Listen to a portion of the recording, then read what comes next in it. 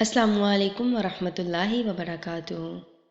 امید کرتی ہوں کہ سب خیریت سے ہوں گے۔ اللہ پاک سے دعا ہے کہ اللہ پاک ہم سب کو اپنے حفظ و امان میں رکھے، جہاں بھی رکھے صحت و سلامتی کے ساتھ رکھے، اور آپ کی طرف بڑھنے والے ہر شر کو خیر میں بدل دے، آمین ثم آمین۔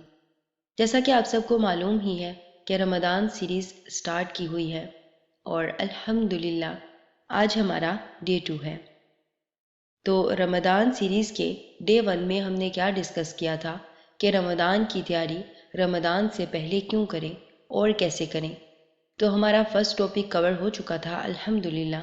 تو شروع کرتے ہیں اللہ سبحانہ و تعالیٰ کے پاک نام سے۔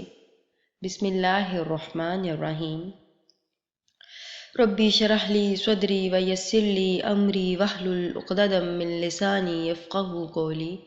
ربی زدنی علما ربی زدنی علما ربی زدنی علما۔ اللہم فقہنا فی الدین اللہم فقہنا فی الدین اللہم فقہنا فی الدین، آمین یا رب العالمین۔ جی، تو ہم نے رمضان کی تیاری کیسے کریں 2 پوائنٹس پڑھ لیے تھے کہ کون سے کام ہماری ہیلپ کر سکتے ہیں رمضان میں تقویٰ حاصل کرنے کے لیے۔ تو ہمارا گول تھا کہ ہم نے تقویٰ اچیو کرنا ہے، اور اس کو اچیو کرنے کے لیے ہم نیکسٹ دیکھ رہے تھے کہ ہمیں کیا کیا کرنا ہے۔ تو 2 پوائنٹس ہم نے الحمدللہ پڑھ لیے تھے۔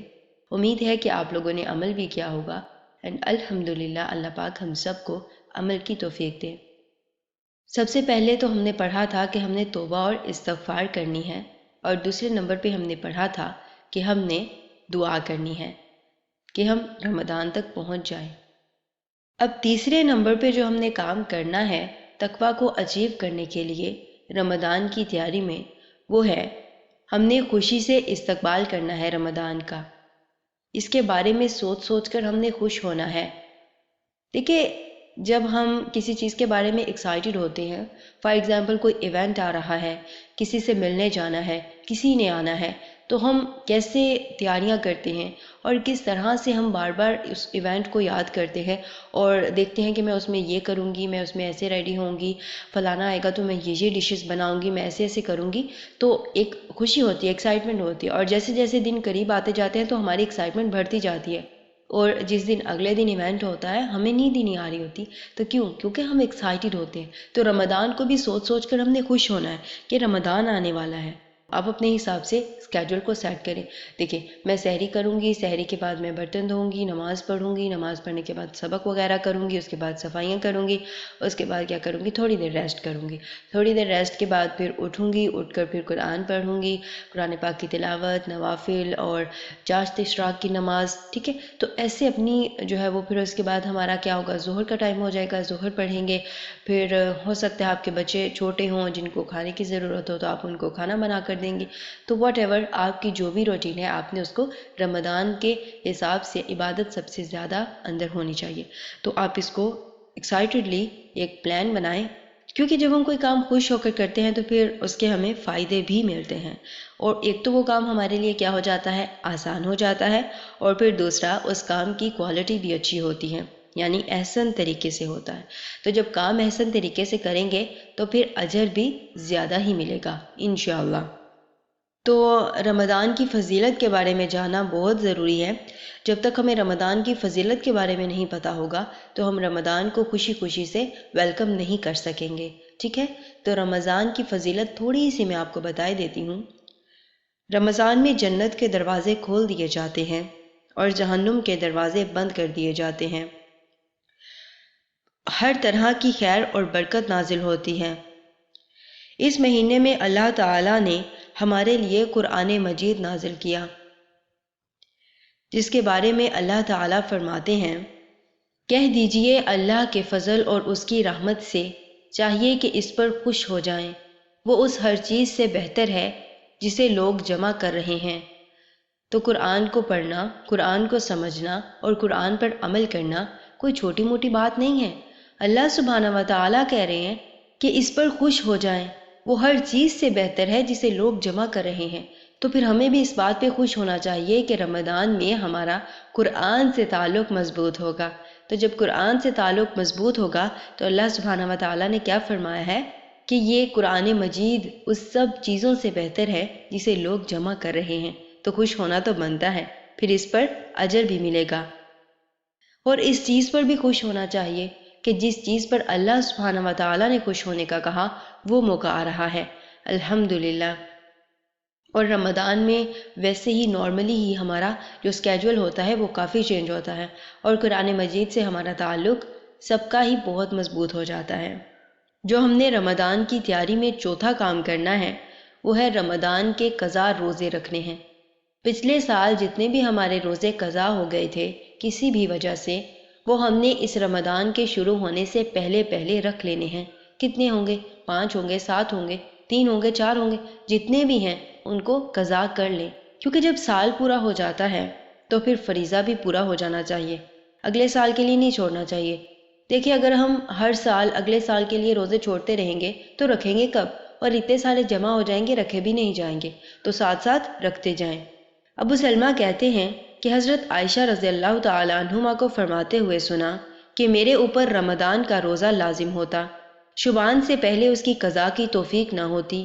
یحییٰ نے کہا کہ یہ نبی صلی اللہ علیہ وآلہ وسلم کی خدمت میں مشغول رہنے کی وجہ سے تھا کہ ان کے قضا روزے پورے نہیں ہوتے تھے، لیکن وہ اگلا رمضان شروع ہونے سے پہلے اپنے چھوٹے ہوئے روزے مکمل کر لیتی۔ تو ہمیں بھی چاہیے کہ جو بھی ہمارے روزے چھوٹے تھے وہ ہم رکھ کر رمضان میں پورے کر لیں، کیونکہ نبی صلی اللہ علیہ وآلہ وسلم ویسے بھی شبعان میں کثرت سے روزے رکھا کرتے تھے، تو ہم بھی اپنے روزے رکھ کر پورے کر لیں۔ اگر شبعان میں قضا روزے رکھے جائیں تو بھی ٹھیک ہے، اور اگر نفلی رکھے جائیں تو بہت ہی اچھا ہے۔ 5ویں نمبر پہ جو ہم نے کام کرنا ہے وہ ہے رمضان کے بارے میں علم حاصل کریں۔ کیا کریں؟ رمضان کے بارے میں علم حاصل کریں، خوب جانیں، روزوں کے احکام کا پتہ چلائیں، روزوں کی فرضیت کا پتہ چلائیں۔ اس کے لیے بہترین کتاب ہے شہر الرمضان، اس کو لازمی پڑھیں، ٹھیک ہے؟ انشاءاللہ آپ کو بہت زیادہ نالج ملے گی۔ 6 نمبر پہ جو ہم نے کام کرنا ہے، رمضان کے آنے سے پہلے اپنے کام نپٹا لیں۔ کون سے کام؟ راشن، دال چاول، شاپنگ، گروسری، جو بھی آپ کی چیزیں ہیں، عید کی شاپنگ ہے، کپڑے خریدنے ہیں، چوڑیاں خریدنی ہیں، آپ نے جھاڑو خریدنے ہیں، جو کچھ بھی خریدنا ہے آپ وہ خرید لیں۔ خاص طور پہ شاپنگ بھی کر لیں اور صفائیاں ستھرائیاں بھی کر لیں، جو کہ پھر ہم رمضان میں کرتے ہیں۔ کپڑے خرید کر سلائی کرنے ہیں کر لیں، جو بھی کرنا ہے کریں، اور انشاءاللہ تاکہ رمضان میں ہم فری ہوں اور اپنی عبادت مزید خشوع و خضوع کے ساتھ کر سکیں، ٹھیک ہے؟ ہمارا زیادہ دل لگے، دھیان بجائے اس کے کہ ہمارا شاپنگ کی طرف ہو یا کپڑوں کی طرف ہو یا صفائیوں کی طرف ہو، تو ہمارا سارا دھیان جو ہے وہ رمضان کے روزوں کی طرف ہو، عبادات کی طرف ہو، تاکہ ہم بھرپور فائدہ اٹھا سکیں۔ اس کے بعد 7ویں نمبر پہ جو ہم نے کرنا ہے وہ یہ کام ہے کہ غریبوں میں راشن کی تقسیم کرنی ہے، کیونکہ یہ ہمدردی کا مہینہ ہے، تو اس مہینے میں صدقہ و خیرات کرنا چاہیے۔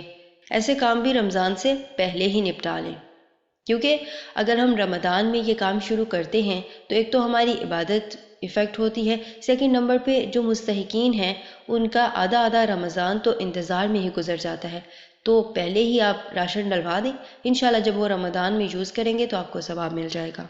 اس کے بعد 8ویں نمبر پہ جو ہم نے کرنا ہے، قرآن مجید کی زیادہ سے زیادہ تلاوت کرنی ہے۔ شبان کے مہینے میں قرآن کی زیادہ تلاوت کریں، جیسے ہم عام روٹین میں 1 رکوع پڑھتے ہیں یا 2 رکوع پڑھتے ہیں یا ربع پڑھتے ہیں یا ثلاثہ پڑھتے ہیں، جتنا بھی پڑھتے ہیں آپ نے رمضان کے آنے سے پہلے، رمضان میں تو پڑھنا ہی پڑھنا ہے، لیکن جو شبان کا مہینہ ہے اس میں بھی آپ نے قرآن مجید کی تلاوت کو بڑھا دینا ہے، ٹھیک ہے؟ اگر آپ 1 رکوع پڑھیں ہیں تو 1.5 پڑھنا شروع کر دیں، 2 پڑھنا شروع کر دیں، ٹھیک ہے؟ جتنا بڑھا سکتے ہیں اپنے روٹین کے حساب سے اس کو لازمی بڑھائیں انشاءاللہ۔ سلمہ بن کہیل کہتے ہیں کہ شبعان کے مہینے کو قرات کا مہینہ کہا جاتا ہے۔ قرات کا مہینہ سے مراد شہر القراءہ یعنی قرات کا مہینہ، یعنی قرآن مجید کی اس میں زیادہ سے زیادہ تلاوت کرنی چاہیے کیونکہ یہ قرات کا مہینہ ہے۔ عامر ابن عبد القیس کے بارے میں آتا ہے کہ جب شبعان کا مہینہ شروع ہوتا تو اپنی دکان بند کر دیتے اور قرآن کی تلاوت کے لیے فارغ ہو جاتے، یعنی اپنا کاروبار بھی بند کر دیتے اور قرآن کی تلاوت میں لگ جاتے۔ تو ہمیں کیا کرنا ہے؟ شبعان کے مہینے کی فضیلت سے، اہمیت سے غافل نہیں ہو جانا۔ رمضان کی تیاری تو ہم کر لیتے ہیں، لیکن شعبان کی اہمیت سے ہم غافل ہو جاتے ہیں۔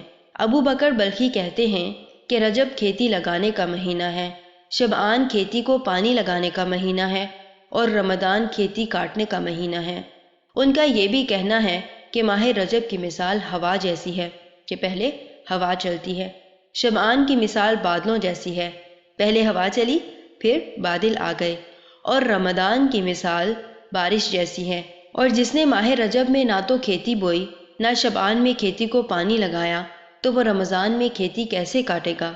گویا کسی کام کے کرنے سے پہلے اگر ہم نے تیاری ہی نہیں کی، پلاننگ ہی نہیں کی، تو جب کام سر پہ پڑے گا تو کام احسن طریقے سے، خوبصورت طریقے سے، اچھے طریقے سے ہو ہی نہیں سکے گا۔ تو پھر رمضان کے مہینے سے ہم بھرپور فائدہ اٹھا ہی نہیں سکتے جب تک ہم تیاری نہ کر لیں۔ اللہ پاک سے دعا ہے کہ اللہ پاک ہمیں رمضان سے بھرپور فائدہ اٹھانے کی توفیق عطا فرمائے، اور جو علم ہمیں دیا ہے اس پر ہمیں عمل کرنے کی توفیق عطا فرمائے۔ آمین یا رب العالمین۔ جزاکم اللہ خیر و احسن الجزا فی الدنیا والآخرہ۔ سبحانک اللہم و بحمدک، نشہد ان لا الہ الا انت، نستغفرک و نتوب الیک۔ آمین یا رب العالمین۔ السلام علیکم ورحمۃ اللہ وبرکاتہ۔